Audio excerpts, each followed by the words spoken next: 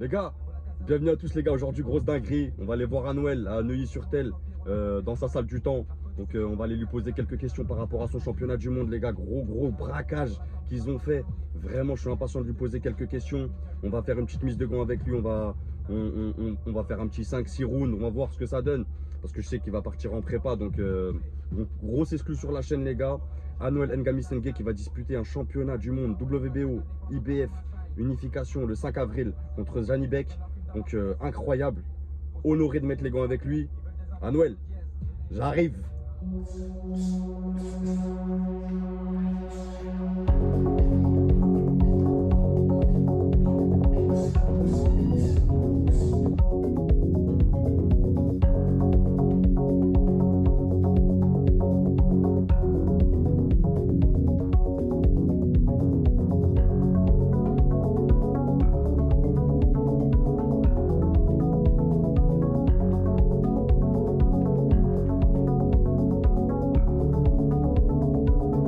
Les gars, bienvenue sur JT Box les gars. Aujourd'hui, je suis parti voir Anoël dans sa salle du temps, Neuilly-en-Thelle. Anoël, comment tu vas? Ça va frérot et toi? Très fort. Merci bien. De toi, comme je te disais, la chance et l'opportunité d'aller chercher un champion comme Janibek dans son pays, championnat du monde WBO, IBF, incroyable. Mais j'aimerais qu'on vienne un peu en arrière. On se rend compte que la boxe, là, ce qu'il est en train de réaliser à Noël, c'est vraiment un braquage dans la boxe qu'il a fait avec cette annonce de combat. Moi, Noël, je t'ai eu sur la chaîne il y a à peu près 11 mois, je venais d'ouvrir la chaîne, les gars. Interview, t'allais faire ton championnat au Japon. Ouais. Le fameux championnat à 1 million, Ouais. géré par Matchroom. On se rappelle que tu as été sorti de ce championnat. Ouais, c'est ça. Comment tu l'as vécu ça? Bah, Est-ce que tu as eu des explications de la part de Eddie Hearn, Matchroom, tout ça? Premièrement, on n'a pas eu de retour, on n'a pas eu d'explication. Un très gros coup dur. Et jusqu'alors, on s'est remis en question le pourquoi. On n'a jamais compris le pourquoi aussi. Et c'était une grosse déception.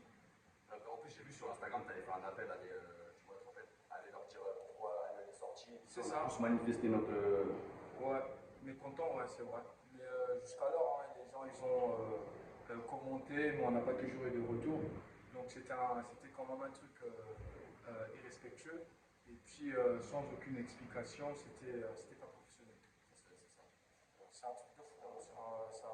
C'est un gros choc, comme je dis. Hein. J'ai pris un gros choc. Après, En plus, tu avais peut-être refusé des opportunités, tu vois, en attendant ce tournoi. effectivement, il y a tout ça. Parce que ce tournoi, je l'attendais déjà depuis octobre déjà. J'étais déjà informé. Et depuis le mois d'octobre, on attendait. Donc j'étais déjà en préparation depuis octobre de l'année 2023. Et la préparation, j'ai eu des propositions en décembre, mais on est resté concentré sur Bien sûr, bien sûr. Ouais. Du coup, après, bon, du coup, ça se fait pas. Ouais. Comment tu rebondis? Qu'est-ce Bah, qui se passe dans ta tête à ce moment-là? Parce que tu es encore classé top 10 mondial, C'est ça. tu es top 7 IBF. Ouais.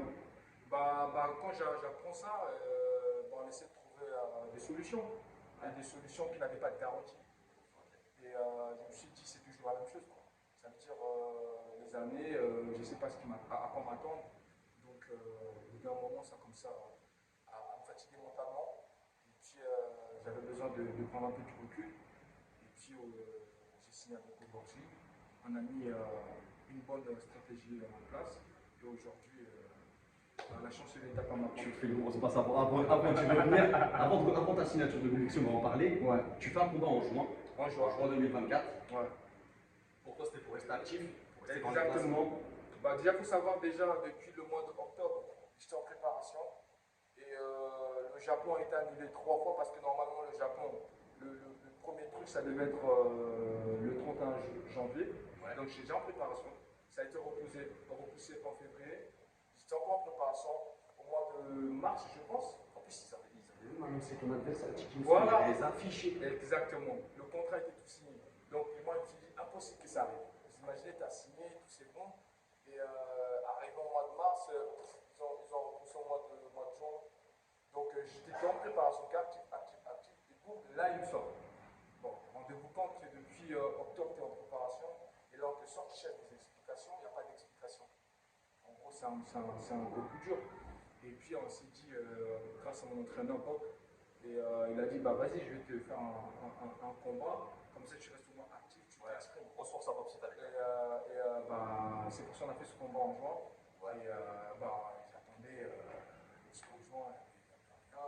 On a eu des propositions à la dernière minute. Comme d'habitude, la routine. Refus. On demande des adversaires, ils ne veulent pas. Au bout d'un moment, tu te remets un peu en question, tu prends du recul, tu dis qu'est-ce qui se passe, qu'est-ce que je dois faire pour pouvoir débloquer ce qui me bloque. Bien sûr. Donc c'était une phase très très compliquée. T'aurais pu lâcher, tu vois, en plus.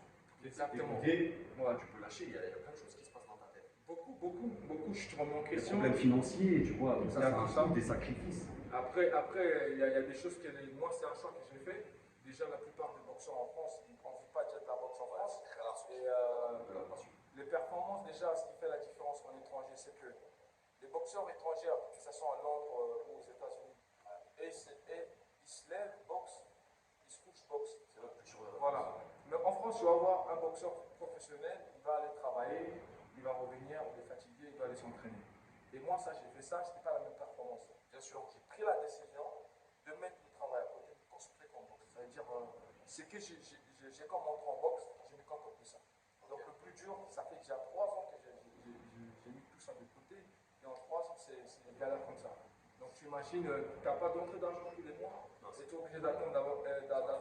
Voilà. Donc le plus dur, c'est ça. Après, déjà, en fin d'année, je commence à me poser la question. Je dis, autant faire comme tout le monde, vu que rien se développe.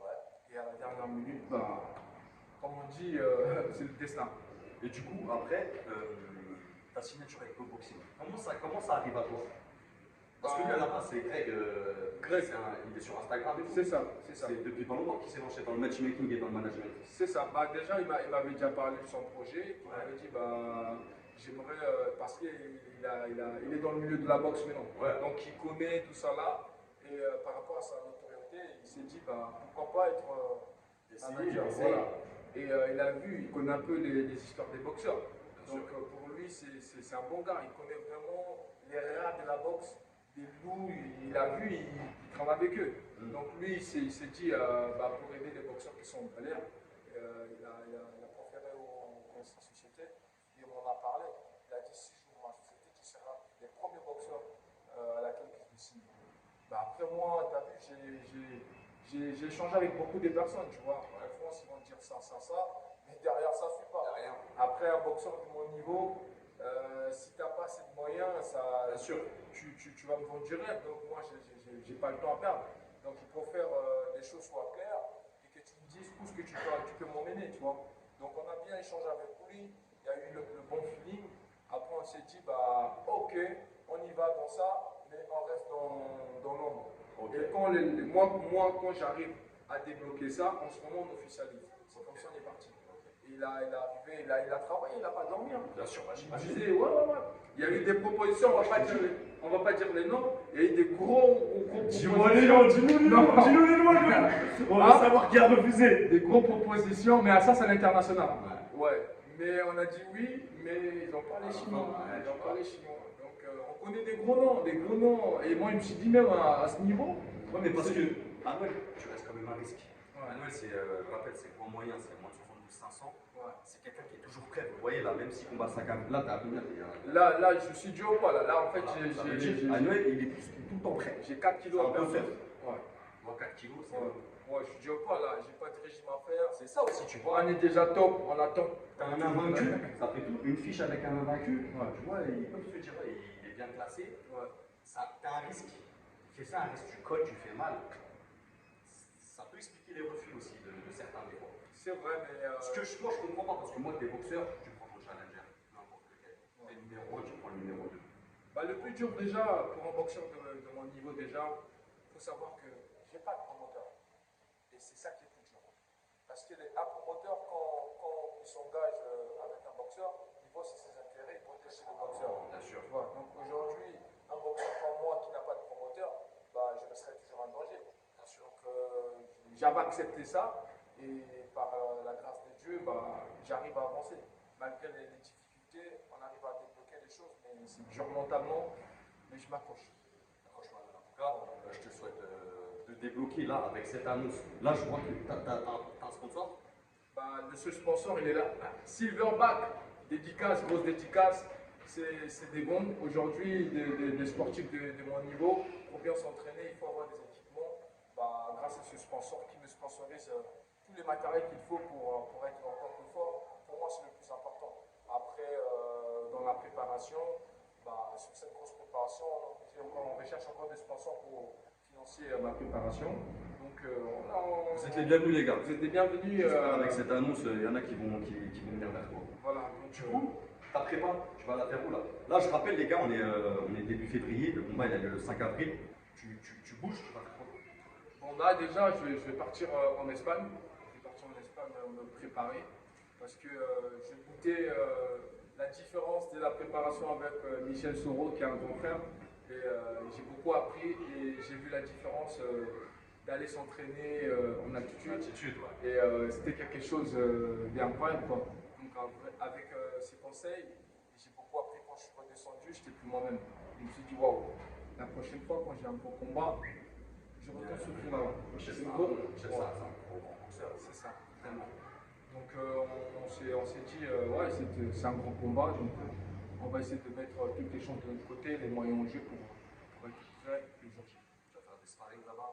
Les sparring là-bas, ça c'est le travail à Greg. Go Boxing, c'est lui qui s'occupe de ça. Il va trouver des sparring que j'ai besoin selon le profil de cet adversaire. Et puis on fera le boulot.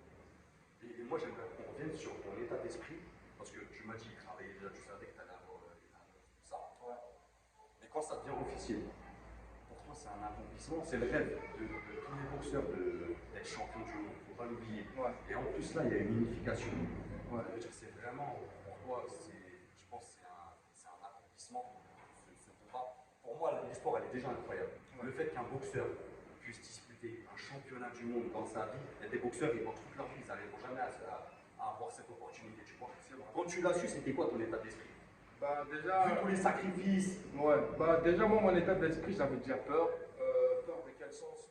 Que ça se fait pas déjà. Bien sûr. Les trucs on a Bien parlé, sûr, tu sais pas les paramètres. C'est ça, les trucs on en a parlé, Ouais. et c'était encore entre parenthèses.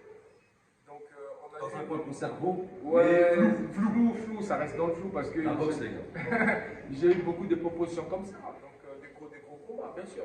De gros combats, comme on dit, il ne faut pas brûler les étapes, mais pour moi, j'ai pas le choix. J'ai pas le choix. J'ai pas eu des constructions de carrière. Ouais. Donc en gros, j'ai pas le choix d'aller chercher des poissons. Parce que quand tu vas à la pêche, tu es obligé de revenir avec ton poisson. Bien sûr. Donc moi, pour moi, j'avais pas le choix. Et bah, c'est des opportunités qui se préparent et qui se présentent à moi. Je me dis, ça ne revient pas. Donc cette proposition, je n'étais pas sûr. Ça veut dire que j'avais mis 10%. Ouais. J'ai dit, Ouais, tu te dis, c'est impossible. Voilà, c'est ça. Donc Greg, il a travaillé dessus. Moi, j'ai Grosse dit, force à Go Boxing. ouais, j'ai dit, écoute, il a fait son taf, il a bien fait. Il a dit, il ne va pas me charger le cerveau parce que j'ai pris des gros coups quand même sur ce genre d'annonce. Bien À la sûr. dernière minute, non. Il a fait son Perception, taf. tout ça, tu vois. Et une fois que ça arrivé, une fois que j'avais le contrat, et là, je me dis, ah, ça commence à prendre forme. Là, on a revu le truc. Une fois c'est signé, on a envoyé. Là, je me suis dit, bon, c'est bon. Et on a attendu maintenant l'annonce que ça soit vraiment officiel. Parce qu'il l'a fait, ça s'est fait, tu vois, il a annoncé il n'y avait pas longtemps qu'il t'avait pris dans son écurie, dans son circuit. Et C'est genre ça. 2-3 jours après, ou tu vois, même, Ouais. tu vois, il a annoncé ça. C'est ça. Il a préparé bien le truc. Il a bien travaillé. Ah ouais, vraiment. Il a bien Vraiment, travaillé. Vraiment, grosse dinguerie. Et le truc est arrivé, ouais, dès qu'on a eu l'annonce. Et là, je me suis dit, bon, là, c'est fait. Là, je suis rentré maintenant dans ma mentalité. Et dans ta Et voilà, je suis là, je dors, Focus. c'est Focus. focus. Comment tu te sens? Tu te sens prêt? Tu te sens confiant? Franchement, là. Sachant que les gars, c'est chez lui, ça se fait en Kazakhstan. Ouais. Pour moi, déjà, c'est une grosse dinguerie. Parce que cette chance, je ne m'attendais pas. Tu vois, je me suis dit, peut-être dans 3 ans, ça va. Mais même moi, tout à l'heure, je t'ai dit pas. Je t'ai dit, mais c'est un braquage. C'est un braquage, Il a ouais. fait un braquage. C'est ça. Donc, je me suis dit, waouh, c'est incroyable. Pour moi, juste, je vais l'accepter quand je serai dans les vestiaires. Tu vois ce que je veux dire? Ouais, tu vas prendre Quand conscience je vais être dans les vestiaires, j'ai dit oui, là, je vais faire le championnat C'est du mon monde. heure. Mais pour le moment, je travaille comme si c'était mon dernier combat de boxe. Je m'entraîne à fond et c'est une opportunité qui ne reviendra pas. Donc je suis à 10 000%. Et, C'est le combat de ta vie. c'est le combat de ma vie. C'est comme j'ai dit, c'est comme si c'est mon dernier combat. Vraiment, C'est-à-dire, le combat de ta vie. celui-là, on va aller, on va tout donner. Et on connaît, on a accepté les conséquences. C'est un bon adversaire, très très bon, celui du champion du monde. Invaincu. Oui, le soulever, il n'aura plus ce titre. Là, il sera en face de quelqu'un qui aura du répondant et on verra comment il va réagir. Je te le souhaite, en tout cas, moi je suis confiant pour toi, Noël. Je pense que vraiment, tu as les capacités, tu as les connaissances, tu as la puissance avec toi aussi. C'est quelqu'un de dur sur le ring. D'ailleurs, les gars, on va faire un petit sparring là, avec un Noël, on va faire 5-6 rounds. Ouais. On va voir comment ça se passe, on va mettre les gants. Moi, pour moi, c'est un honneur de mettre les gants avec toi. Merci. Ok, en tout cas, je te souhaite le meilleur pour ce combat. Et de toute façon, on reviendra ensemble, on se verra quand tu reviendras, tu vois, de ta prépa. On essaiera de faire une interview avec Noël, comment il sent, tout ça. Donc, je te laisse le mot de la fin à Noël. Déjà, je tenais à remercier tous ceux qui me soutiennent depuis le début et toute ma team, sans oublier grosse dédicace à BO Boxing, avec qui on a construit ensemble, et dédicace aussi à mon entraîneur qui est aussi mon mentor, mon protecteur. C'est lui qui me fortifie toujours dans les moments difficiles.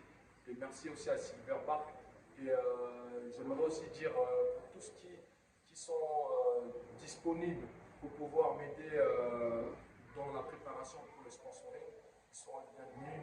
Et gros merci au président de la fédération monégasque, Laurent Pion.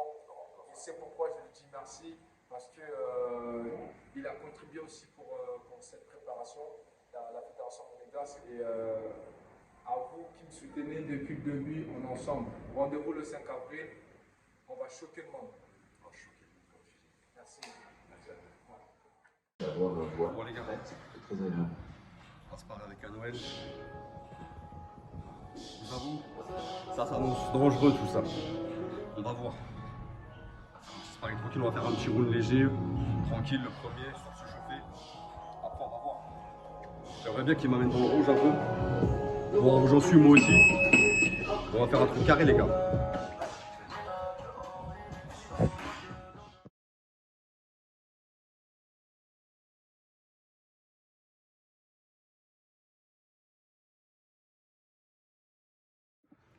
Voilà les gars, on a fini le sparring avec Anuel. J'ai fait 3 rounds avec lui. On a tourné aussi avec Jibril. Jibril, Anuel, qu'est-ce que tu peux me dire sur Jibril? Franchement, Jibril, c'est la pépite. C'est la pépite. Viens passer ta tête. Déjà, le grand frère, il a été double champion de France. Cheikh Mar connaît, tout le monde le connaît. Aujourd'hui, c'est son petit frère. Et c'est un jeune talentueux. Et il s'entraîne ici, on travaille ensemble. Il progresse bien. Très bon boxeur et c'est la relève de demain. Vraiment les gars, Anuel, vraiment dur. Gros crochet gauche. Au froid. À un moment donné, tu m'asphyxiais. Tu vois, je pouvais plus m'exprimer envoyer. Ouais. Et à chaque fois que j'envoyais, derrière, tu étais là. Tu cherchais les touches. À un moment donné, voilà, j'ai le roi d'air. Ouais. Je pouvais pas faire autrement. En plus, toi, quand tu as fait ça, ça veut dire toi derrière. C'est la meilleure réflexion. C'est déjà en boxe, ça fait partie de la boxe. Déjà, au moment, ça te permet déjà de mettre un genou à terre, ça te permet de récupérer, reprendre tes esprits. Et j'ai bien aimé ta réaction parce que beaucoup de boxeurs avec des Lego, ils ne veulent pas mettre les genoux à terre, mais ça finit par le chaos. Bien sûr. Donc tout ça là, ça s'apprend ici. Et la boxe, c'est le noble art, ça fait partie du noble art, toucher sans se faire toucher et attaquer et contre-attaquer derrière. Donc franchement, tu as une bonne attitude en boxe. Après, on travaille avec les meilleurs, on devient plus meilleur. J'ai bien aimé ta boxe, tu as une bonne garde hermétique. Et derrière, juste, il manque encore un peu de remise et de pousser un peu ton cœur plus loin. Ouais. Et je pense que c'est bon. J'ai bien apprécié. On est d'accord. Je t'en prie. On est là, les gars. Rendez-vous le 5 avril. Ne manquez pas ça. On est ensemble. Prochain champion du monde, Inch'Allah. Inch'Allah.